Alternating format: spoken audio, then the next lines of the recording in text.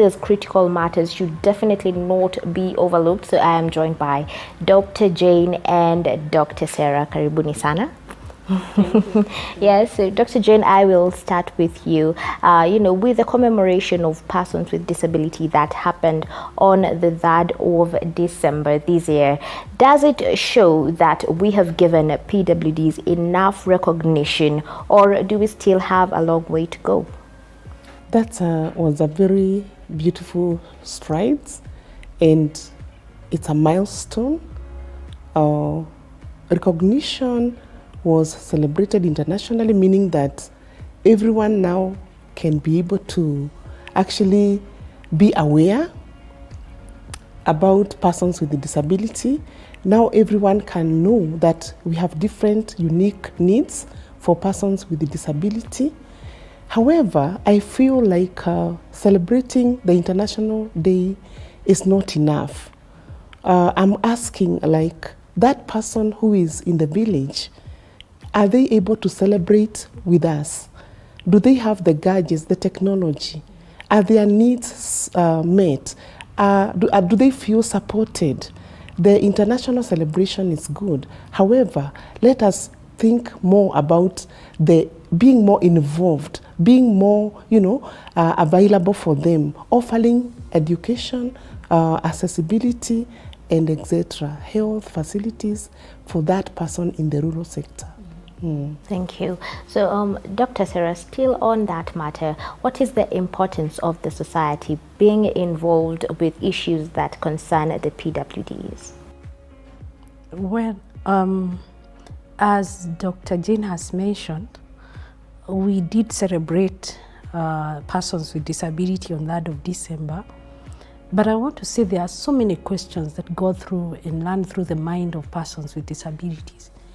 And so when society gets involved, we provide solutions or answers to some of the questions because they face various limitations. And so when the society gets involved, we're able to break some of the barriers that hinder them from accessing the basic needs that they meet. We give them a voice for them to be heard. And how do we get involved? Like this, for example, the society, providing the right infrastructure, as we have mentioned, being available for these persons with disability, and giving them a shoulder to lean on, that you are able to, you are there for them, so that they can get help when they need it.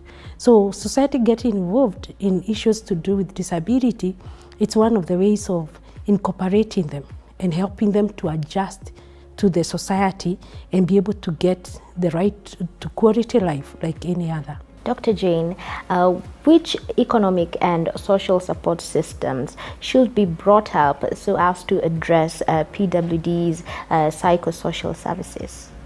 The economic and social facilities are very important, and I feel like employment opportunity, education, health, we need to think about an eclectic way of integrating the models, the economic, the social.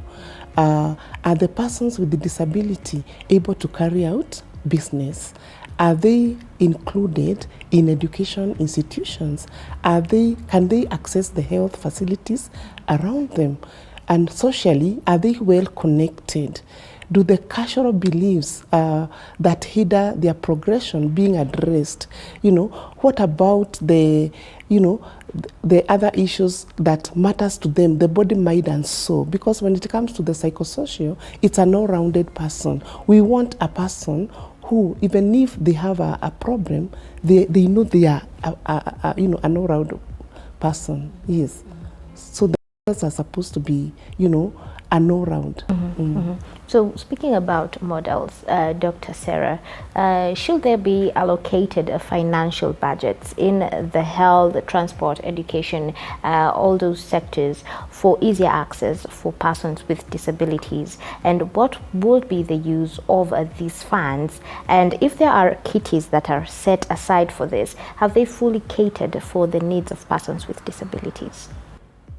Well, resources are a major setback in terms of creating an environment that is friendly for persons with disabilities. And so if we can have a budget that is allocated to the health sector, the education sector, and every other infrastructure that would really favor these persons with disability. For instance, we talk of maybe the education sector. We need to have institutions that are having devices, assistive devices, that are available for the visually impaired and even any other person who needs assistive devices for their use. When it comes to sign language interpreters, we need them in every school, in every institution. We are now talking about integrated learning in all the schools. So we need the teachers to be well trained. We need them facilitated. That means it requires a budget for that. When it comes to maybe the health sector, persons with disability really require medication that can be actually very outstretched. And so the health sector should provide free therapy for persons that require therapy. We need maybe assistive devices also in such instances. We need caregivers to be allocated some money. We need personal assistance to be given to these persons that need help, and guides who can be able to take them around where they want. So I actually allocated any money that can be allocated to such sectors that we have mentioned will go a long way to give this person support in all the sectors. So Dr. Jane, what is the importance of disability representation in various sectors that cut across all sectors in the society? I'm looking at the Kenya now and the devolution, the devolved government, where we have the counties.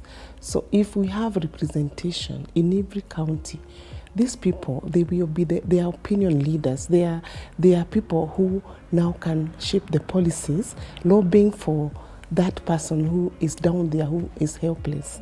So I'm looking at it like they can come up with a table discussion for different counties and brainstorm on how maybe to even build a better nation for persons with a disability in Kenya, because they are people who they are there, they have the heart of the person, because they are living with them, they know their needs, and they can actualize helping them through the bureaucracies that are now lesser, the fact that they are there to speak on their behalf. Mm-hmm. Thank you. So with the disability representation in the society, in all sectors, Dr. Sarah, should work premises incorporate a disability justice framework for PWDs? Indeed, that is very true. We need that kind of justice provided for persons with disabilities at workplaces. And it will come in various ways. For example, persons with disability may not be able to work with an outstretched number of hours like any other person with disability. And so if we have a framework that can accommodate them, being given less working hours so that they are able to perform like any other, that is better. We also need to look at the accommodation, that any place where we have a person with disability working, they should have a fair wall or a fair space for working. We should also consider them in terms of maybe the leaves that they should be given, looking at their programs. Some need maybe to seek specialized medication, so they need to be given such times to go for leave that can be accommodative or friendly for them. Then we also need them to be also protected, and there should be law to protect them in a way that they should also not be harassed directly or indirectly. We should also have a framework to protect them against being misused in organization. Some organization can take advantage and maybe source funds just because they have such persons within their institution or their faculties. So those are some of the things that we really need in working places, where these persons with disability are well accommodated. However, we need to see that even right from recruitment, that persons with disability are given an opportunity to express themselves, and they should not be discriminated just because they are not able like any other. So legal framework is quite important in all working premises. Yes. So now off from the working premises into the personal space, Dr. Jane, there are those that do get to hide away their children that have disability at this very day and age. So why is that a co-occurring occurrence as of now with all the information that is at hand? Wow, yeah. It's not unusual to still find families hiding the persons with a disability. With a lot of information, the celebrations of the persons with the disability, sometimes you wonder why.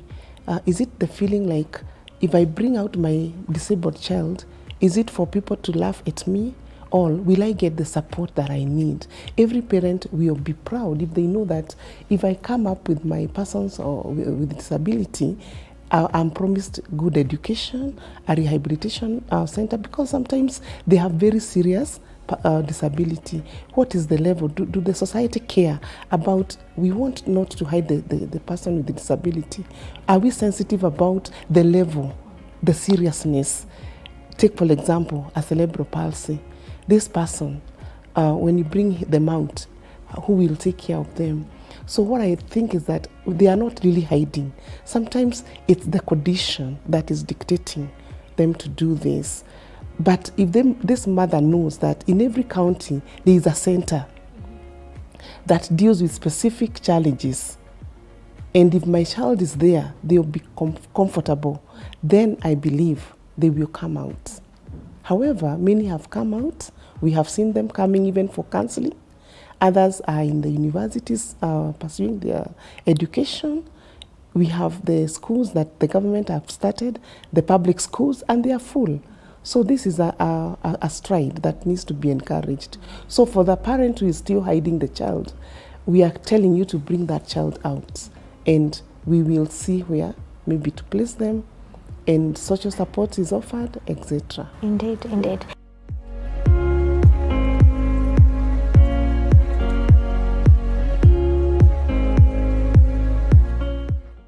You are watching TV 47, the home of untold stories.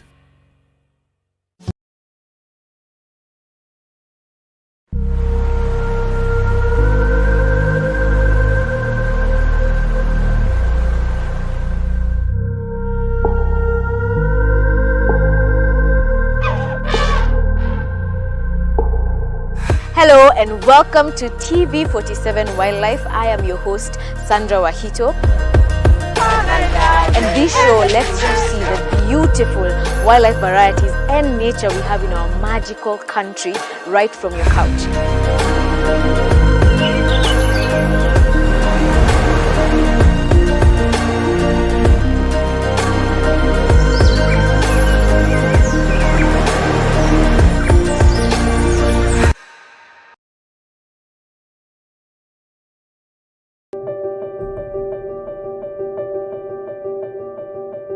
Attention please.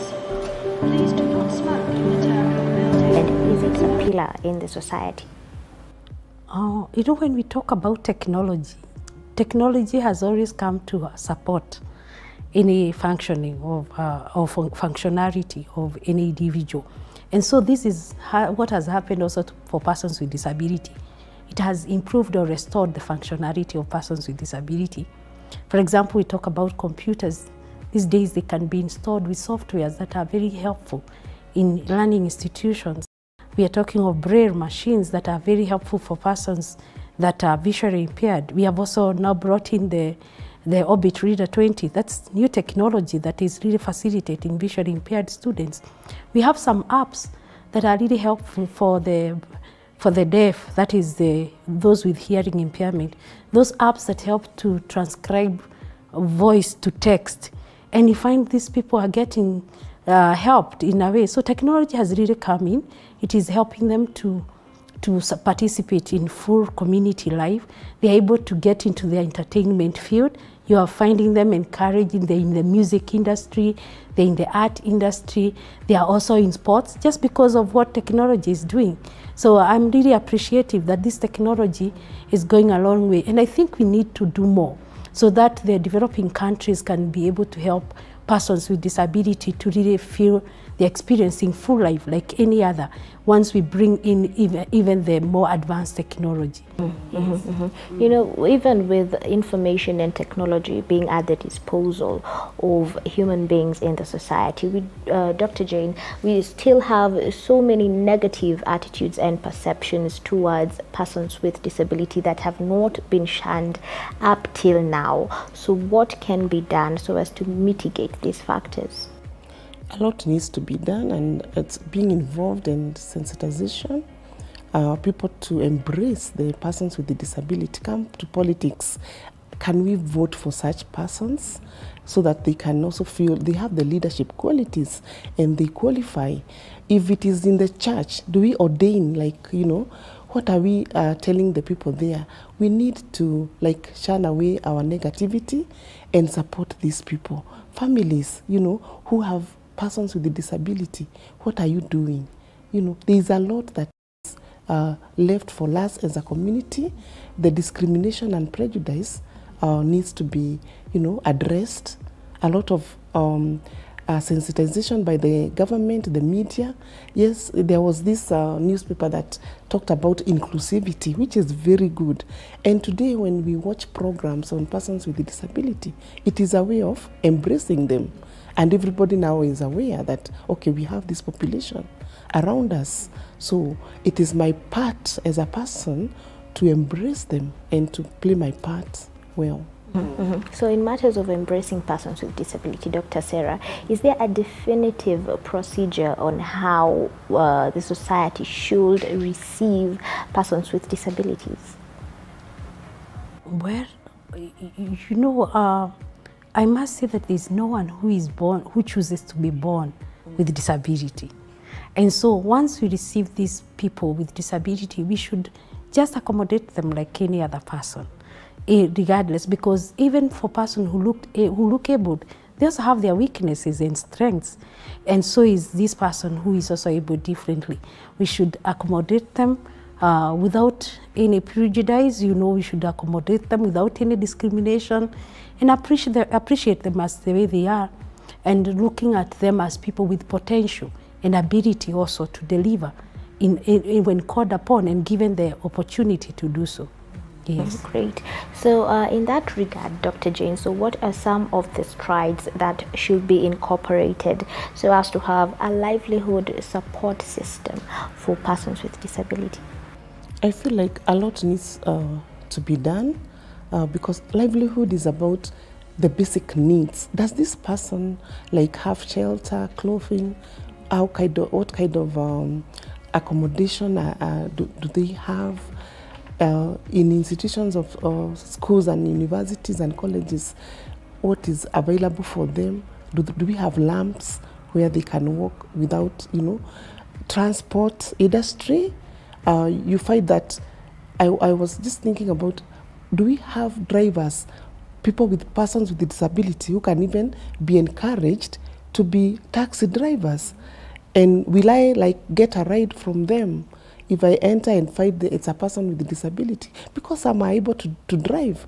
Whatever they are able to do, we need to get data, we classify them, we know this is has ability to do ABCD, and the government should be intentional of allocating them, you know, resources, start small businesses, training and workshops and seminars, just to enhance them and to tell them we know you are there, to encourage them and empower them.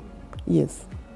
So still on that matter, as we get to bridge the gaps, Dr. Sarah, is there a huge gap in terms of lack of adequate special needs facilities, special education teachers, assistive devices, and other facilities for persons with disabilities?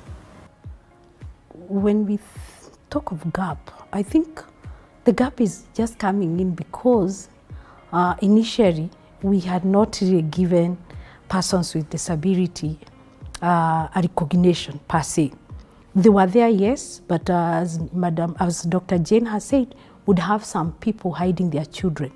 But today now we are in an enlightened world where people are now bringing out their children to school, and you find the numbers have increased.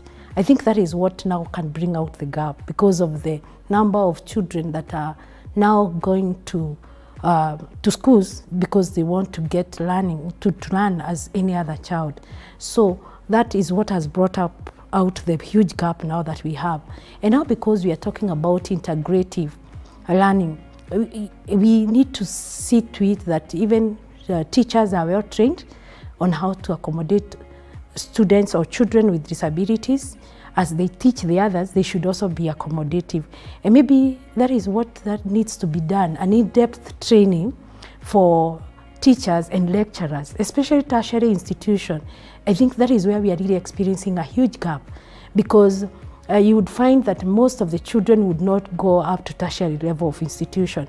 And in that case, you find now, it's when now we are having different institutions, tertiary institution now admitting students with disability.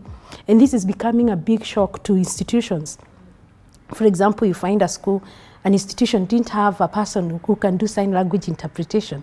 So, and then once they receive these students with hearing impairment, it's when they realize, wow, you mean these people are there. So those are some of the gaps that now we are realizing. Even assistive devices, they were not there. Schools were not ready for them. They were not ready to receive persons with disability. And so I feel there is need now for people either to, more awareness to be created, and more assessing of institution in terms of how ready are they to accommodate persons with disability. We don't take it for granted. Not everyone will fit in a certain university that has been used previously or historically known to be for persons with disability. Now people are going to go to different diverse institutions because of the course they want to pursue. And for that purpose, we need to give them an opening where they have a leeway to make choices without being discriminated against because of the shortages of maybe infrastructure that some institutions have. For example, we have so many persons who want to pursue journalism. I would ask myself, do we have institutions that are ready to accommodate these persons with disability, those who are visually impaired, in terms of teaching them and training them and making them experts in such a field? So for that reason, institutions need to be updated on how they can now see that no one shall be left out when it comes to the courses they are offering. If it comes to infrastructure like lifts and ramps, let all institutions be assessed and they be up to the game, that anyone can visit the institution and they can be served without any discrimination. So as we get to wind up, which steps, Dr. Sarah, should be taken by family and relatives so as to ensure a positive attitude and inclusion when it comes to dealing with persons with disabilities? You know, Mudhoni, I love that question because it really touches on me. I know I've answered on this question previously, but I want to say that I personally have a child with disability, but here I am out to speak about persons with disability openly and be able to help students in our institutions, those who have issues of disability. So I have not closed up to myself. I've decided to go out of my way and reach out and see that even I can help the community and other persons with disability be accommodated by an institution. So by what I'm doing, I would encourage every other parent and every other person who is associated with a person with disability not to be shy. Come out openly and see how you can help any other person other than the one you have in your home or in your family. Be out to go, reach out and help them and be accommodative. And let the world know that these persons are persons who can live like any other. I can see Dr. Jane smiling in regards to that matter. So any closing remarks, Dr. Jane, that you might have? Yes, I think I love Dr. Sarah's approach because every parent needs to embrace, yes, I'm in this situation, I'm not alone. And actually, that is why we have the International Day of Persons with Disability, so that everybody now can know in US, in Europe, in China, Asia, there are people with disability. It is not just about you. And therefore, embrace it, own it, accept, and come out and, be counted. Yes. Absolutely. Thank you so much, Dr. Jane and Dr. Sarah, for your amazing remarks and for helping us broaden this spectrum on how the society should get to embrace persons with disability. Remember, you do not have to be, group with such a factor so that you can be affected by it. It is something that, as a society, that we need to fully embrace and come to get along with terms when it comes to dealing with persons with disability, because this is truly an amazing factor. These people can get to do plenty and plenty of things in this society despite their condition. Now that's all that we had for you here on Beyond the Limit. Thank you so much for staying here with us. I am Modoni Maina. Till next Saturday, sayonara.